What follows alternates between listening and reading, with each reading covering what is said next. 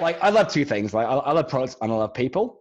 So I love building products and that side of things and tackling that side. I also love pitching and doing jazz hands and jumping into meetings and kind of wowing people and selling. So yeah, in his early days, I was able to do the product side. The people side, when you're selling to countries on the other side of the world, and this is like quite a few years ago. So I wouldn't say everyone was on video. Like Zoom wasn't really a thing. Like I was going into meetings and doing coffees.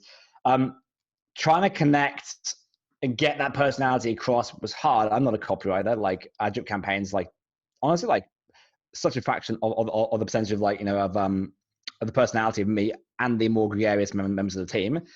So I was like, you know what? I'll just send a video to everyone who comes into the funnel. So any lead that came in, any sign up, we built a bit of tech where it would scrape a bunch of information from LinkedIn and stuff about them. So we knew who they were. Originally, we used to do the research by hand, then we made it faster. And I would take a boat to the office across Sydney Harbour, and I generally try and do them on this boat because it's pretty funny. I go past the Opera House, which most people know. And as we went past, I'd pull up my phone. I'd be like, okay, like John Archer from the Budweiser team in Ogilvy in London signed up. I'd be like, hey, John, this is Matt here, from this company in Australia. We've worked with Heineken, we've worked with Pernod Ricard and some of the industries that you're in.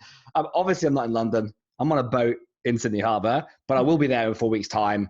Love to come in and show you what we do and chat about some projects. And the response, I mean, like I say, it tripled. We pretty much got like 100% response rates. Everyone came back and they were like, "This is hilarious. You absolutely have to come in." And so we just got so many more meetings at the back of this because we were able to get the personality across. It wasn't even video. It was the fact that we were getting us across and the fact that we were stopping for 30 seconds and acknowledging them as well.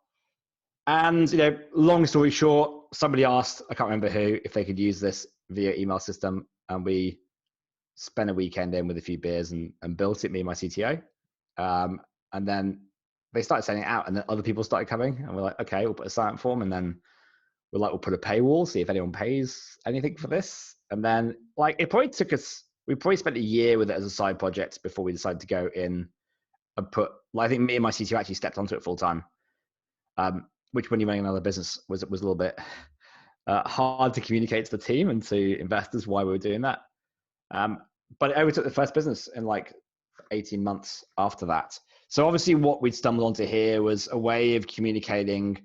So here's the thing, the way we talk about it, and this might sound a bit negative, but it's not yet. It's what's the minimum time you need to put in to buy a customer relationship?